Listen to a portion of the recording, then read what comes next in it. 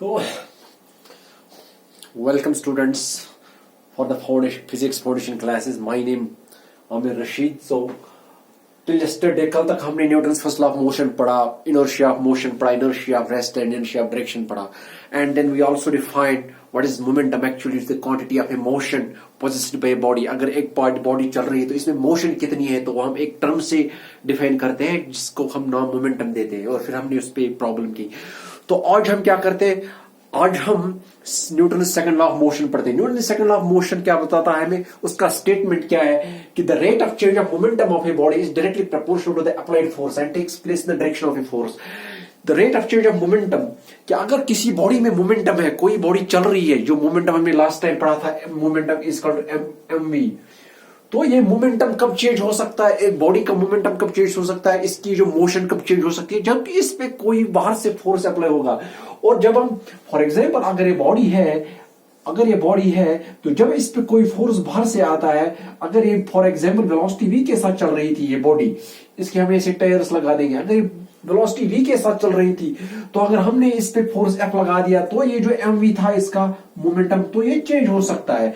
तो इसी मोमेंटम को चेंज होने के लिए हम यही जब ये मोमेंटम जब चेंज होता है p = mv, इसी मोमेंटम चेंज को dp/dp, तो ये एक्चुअली बताता है. तो ये मोमेंटम चेंज कब हो जाएगा, ये तभी चेंज हो सकता है जब इससे बाहर से फोर्स अप्लाई हो जाएगा. और ये चेंज कितना हो जाएगा, जितना इस पे बाहर से फोर्स अप्लाई हो जाएगा, जितना इस पे फोर्स अप्लाई किया जाएगा बाहर से, इंप्रेस किया जाएगा बाहर से इस मतलब मूविंग बॉडी में, तो उतना ही इसमें मोमेंटम चेंज हो जाएगा, उतना ही इसमें मोमेंटम चेंज हो जाएगा. That's what is called the first and second law of motion. So second law of motion is simply, in short term, second law of motion is simply the rate change of momentum of a body, of a particle, of a vehicle is directly proportional to the force applied on it. अगर कोई body चल रही है with velocity v और इसका मास m है, तो it means that its momentum p is equal to mv. So it means that अब जब इस पे ऊपर कोई फोर्स आ गया तो इसका मोमेंटम चेंज हो सकता है. अगर फोर्स ज्यादा हो गया, इसके ऊपर फोर्स ज्यादा अप्लाई हुआ इस बॉडी पे जो चल रही है वेलोसिटी v के साथ जिसका मास m है, तो अकॉर्डिंगली ज्यादा चेंज मोमेंटम में आएगी, तो ज्यादा चेंज मोमेंटम में आ जाएगी. तो मैंने बता दिया कि Newton second law of motion is that the rate change of momentum of a body moving velocity v having mass m is directly proportional to the force applied. That means that mathematically we can say कि second law of Newton's second law of motion is given that force is Newton's second law of motion can be given as dv rate change of momentum, जो मैंने भी बता दिया, statement लिखा दे, is directly proportional to the force applied. That is, अगर force double किया जाएगा तो रेट चेंज ऑफ मोमेंटम भी डबल हो जाएगा. अब इसके हम कुछ डिस्कशंस करते हैं. ये जो हमने सेकंड लॉ ऑफ मोशन बता दिया कि एक बॉडी जो है उस पे मोमेंटम कितना है, उसका मोमेंटम चेंज कैसे हो जाएगा, जितना उस पे फोर्स अप्लाई किया जाएगा. और अगर फोर्स को ज्यादा किया जाएगा तो it means accordingly the change in the momentum will be more. अब इसका कुछ हम डिस्कशन यहां पे कर देते हैं. If the force is doubled the change in the momentum is also doubled. अगर ये कोई फॉर एग्जांपल बॉडी चल रही थी वेलोसिटी v के साथ, अगर हमने यहां पे फोर्स 1 न्यूटन लगा दिया तो अकॉर्डिंगली एक चेंज आ जाएगी, किसमें मोमेंटम में एक चेंज आएगी इसकी मोमेंटम. अगर मैंने फिर फोर्स 2 न्यूटन लगा दिया तो it mean change in momentum is also doubled. अगर हम किसी बॉडी पे जो वेलोसिटी v के साथ चल रही है जिसका मास m है, अगर हम उस पे कोई फोर्स अप्लाई कर रहे हैं तो अगर भी और उससे भी मोमेंटम चेंज होगा. अब वही फोर्स अगर हम दूसरा फोर्स उस पे अप्लाई करते हैं, मतलब दुगना जो होगा, it means it's twice the first force. That means अगर हम दुगना फोर्स लगा देंगे उस पे तो अकॉर्डिंगली इसमें change of in momentum twice आ जाएगी. और दूसरा पॉइंट हम इसमें क्या बता देंगे कि मोमेंटम कैसे चेंज हो जाएगा.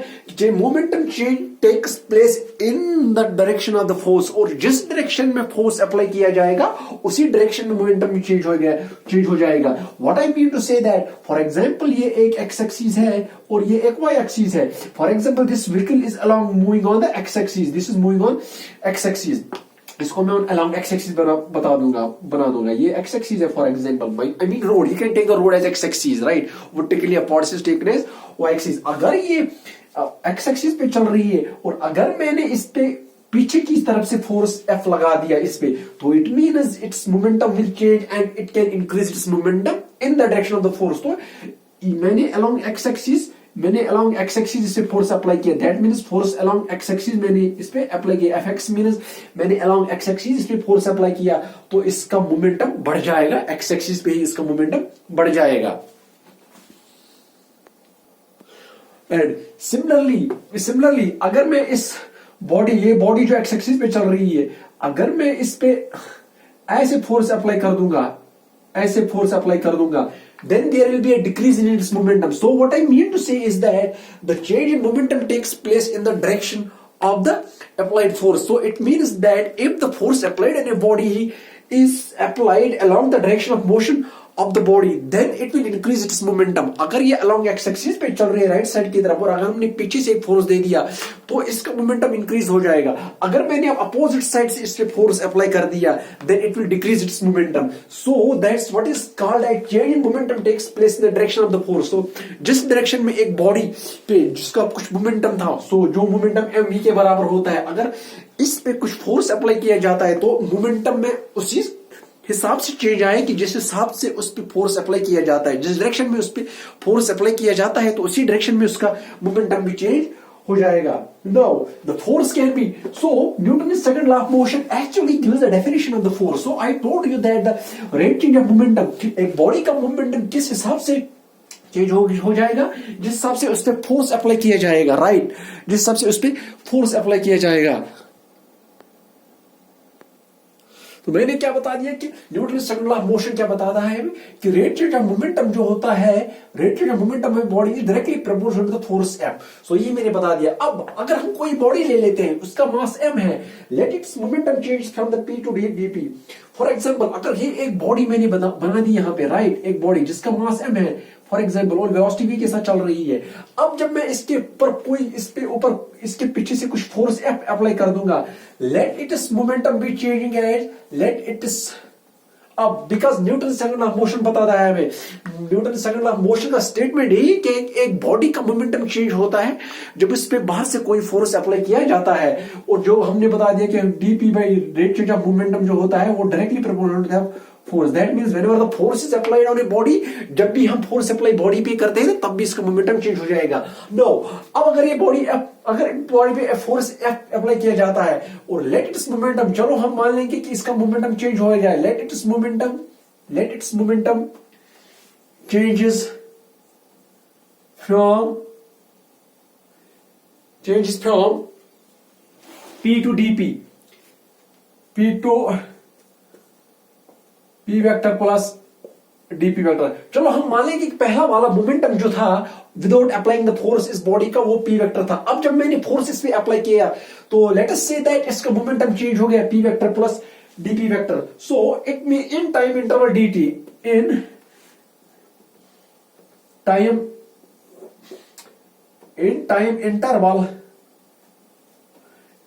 Interval dt। So after that, what we have to do is that we know that according to Newton's second law of motion, according to जो मैंने पढ़ा है, according to Newton's second law of motion, क्या बताता है वो? According to Newton's second law of motion, क्या बताता है Newton's second law? Newton's second law of motion बताता है कि rate change of momentum is directly proportional to the force. That means dp by dt is directly proportional to the force, applied force, right? Or I can say F vector is directly proportional to dp vector by dt. It's the Newton's second law of motion. That means एक body का momentum तभी change हो जाएगा जब उस पर कोई बाहर से फोर्स अप्लाई किया जाएगा। अगर किसी बॉडी में मोमेंटम p है और फोर्स F अप्लाई करने के बाद अगर इसका momentum p plus dp vector हो गया, then in the time interval dt, its force is directly proportional to dp vector by dt, जो हमने second law of Newton second law of motion बता दिया। No, or I can say this is the proportional of constant, or I can say F vector is equal to k into dp vector by dt, where k is the constant of proportionality. So in SI and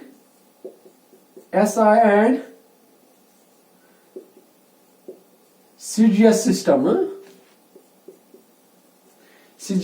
in SI and CGS system,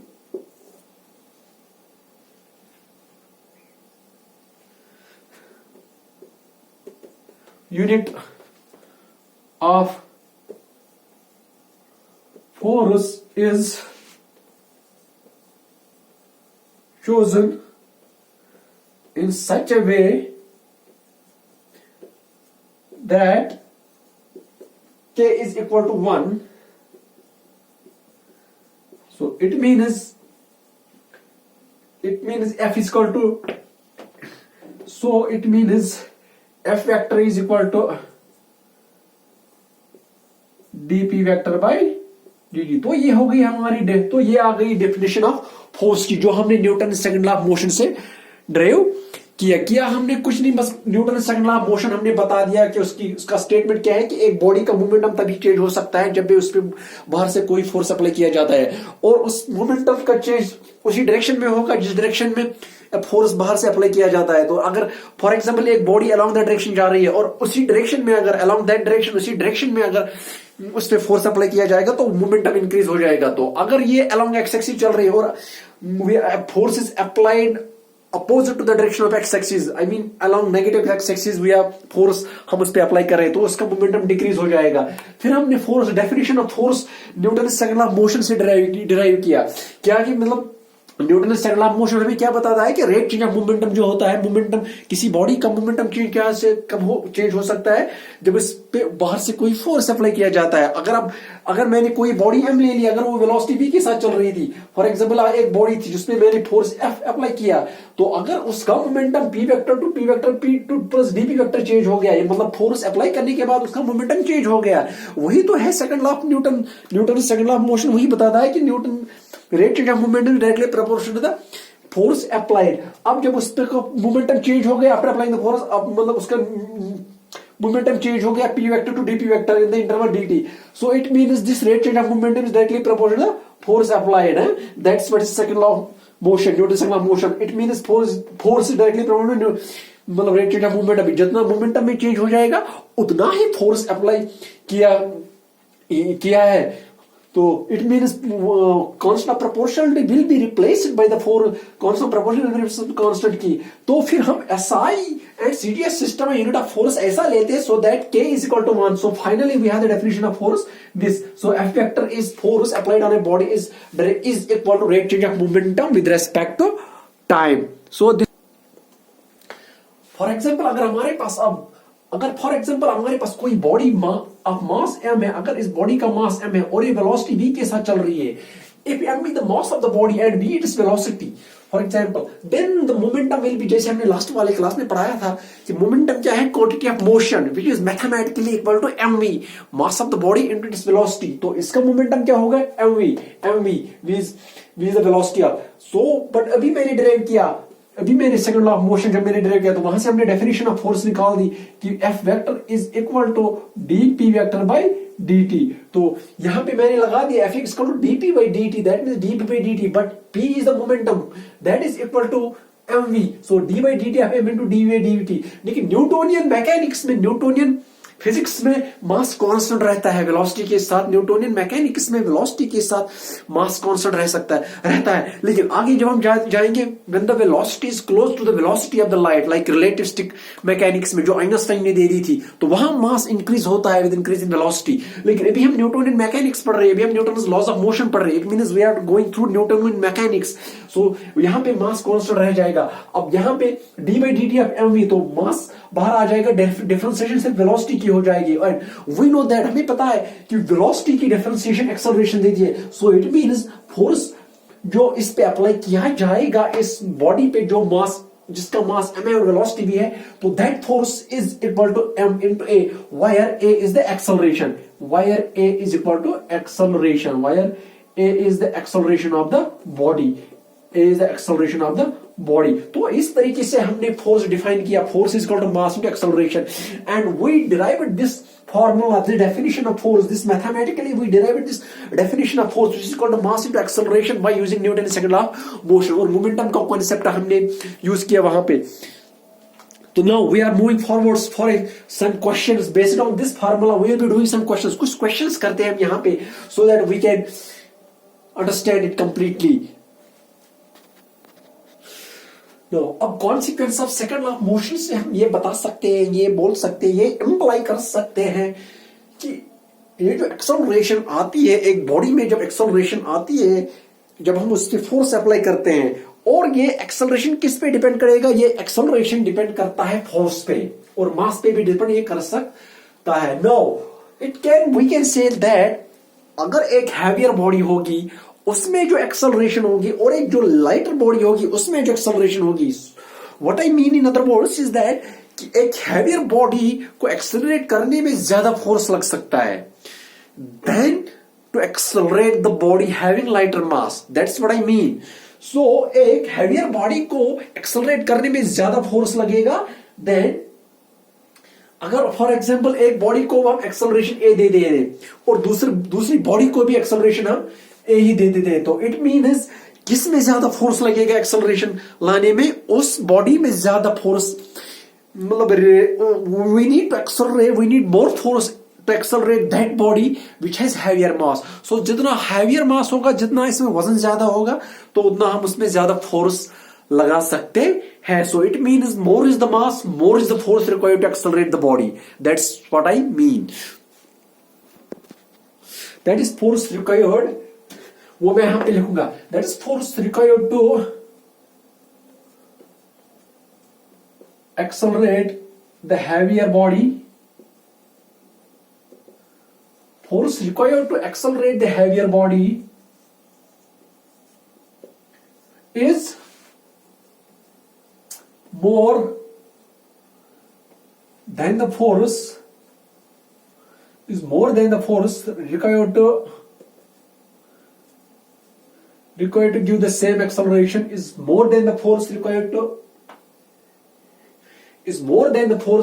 impart the same acceleration, is more than the force required to impart the same acceleration to a lighter mass.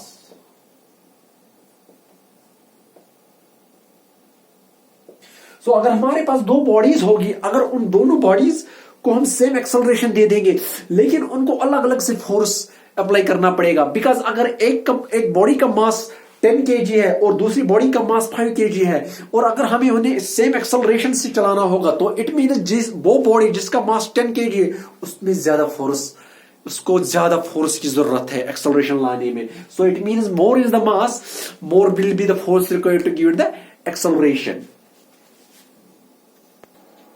So for example हमारे पास दो bodies है, एक का मास m1 है और दूसरी body का मास m2 है। अगर ये एक्सेलरेशन a1 के साथ चल रही है और एक्सेलरेशन ये a2 के साथ चल रही है फॉर एग्जांपल, सो अगर हम इन दोनों बॉडीज पे सेम फोर्स अप्लाई करते हैं, इट मींस इस पे भी फोर्स, इट मींस अगर हम इस पे फोर्स F1 अप्लाई करते हैं और इस पे फोर्स F2 अप्लाई करते हैं, अगर ये दो फोर्सेस सेम है, so what I mean is that इस बॉडी में भी उतना ही फोर्स अप्लाई होता है, इस बॉडी में भी इतना फोर्स अप्लाई होता है। What I mean is that F1 is equal to F2। अगर अब इसका मास m1 है और एक्सेलरेशन a1 है, अगर इसका मास m2 है एक्सेलरेशन a2 है, so it means force on the first body will be m1 a1 and force on the second body will be m2 a2, right? So but मैं इन दोनों body पे same force apply कर रहा हूं, सो it means F1 is equal to F2, that means their left hand sides are equal, so it means m1 a1 is equal to m2 a2, so m1 a1 is equal to m2 a2, right? But also remember that force m1 is equal to m2, it means mass of the first body is greater than mass of second body, right? So it means m1 upon m2 is equal to a2 upon a1, right? So it means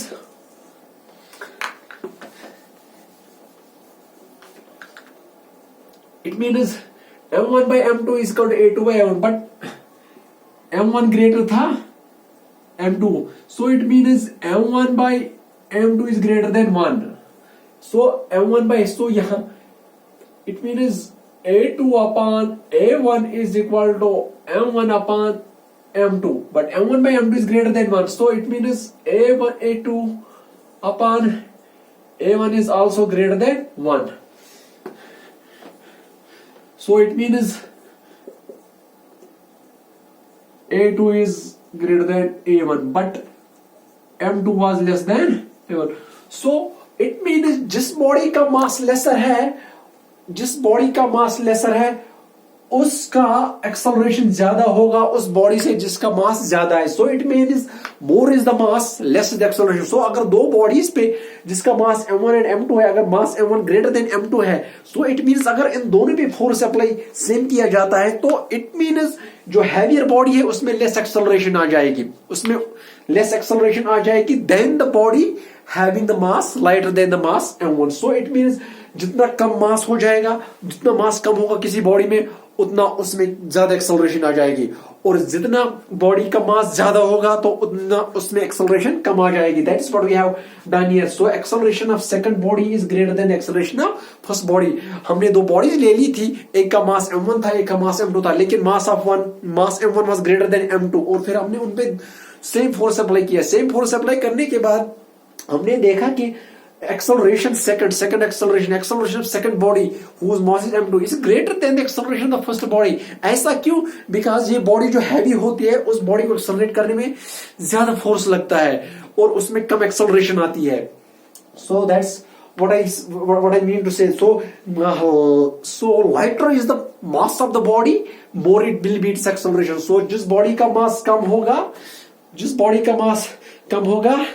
तो उसका ज्यादा acceleration होगा. That's what I mean. Now, so before moving on, we will solve some questions here. So this is the question. एक body है जिसका मास 2 kg है, right? Is moving with an acceleration of 50 centimeter per second square. तो ये body जो है ये 50 centimetre पर सेकंड स्क्वायर के साथ चल रही है, 50 सेंटीमीटर पर सेकंड स्क्वायर के साथ चल रही है. तो हमें देखना है कि इस पे फोर्स कितना इस पे कितना अप्लाई हो रहा है. So we know that from the second law of motion, force is equal to m into a, जो हमने ड्राइव किया, राइट. सो इसका मास कितना है? मास इसका 2 kg है, राइट. नाउ देखो इन एसआई सिस्टम में हम किलोग्राम लेते हैं, मीटर पर सेकंड लेते हैं और सेकंड यूनिट का हम वेट का हम यूनिट लेते हैं किलोग्राम, और टाइम का लेते हैं सेकंड, और डिस्टेंस का लेते हैं मीटर. लेकिन यहाँ पे सेंटीमीटर दिया हुआ तो इसको हम कन्वर्ट करते हैं मीटर में कन्वर्ट करने के लिए हम इसको डिवाइड बाय 100 करते हैं, because 100 centimetre is equal to 1 metre. So this is 0.5 metre per second square. So this is the acceleration. So force is 2 kg into acceleration क्या है? 0.5. So it means 2 into 0.5, 2 into 0.5 is equal to 1 Newton है. So इस body पे जो force apply हो रहा है that's equal to 1 Newton. That means force is equal to 1 Newton. तो आज के बाद जब फोर्स की बात आ जाएगी तो डायरेक्टली आपको ये मानना है कि F इक्वल टू ma और F is equal to dp by dt. जब भी मैं फोर्स की बात कर रहा हूं तो जल्दी आपके जहन में आना चाहिए कि इधर force is equal to ma और force is equal to dp by dt. So because यही तो हमने पढ़ा है, that's what we learn from the Newton second law of motion की एक बॉडी का मोमेंटम तभी चेंज होता है जब इसमें कोई फोर्स बाहर से अप्लाई होता है, और ये फोर्स किस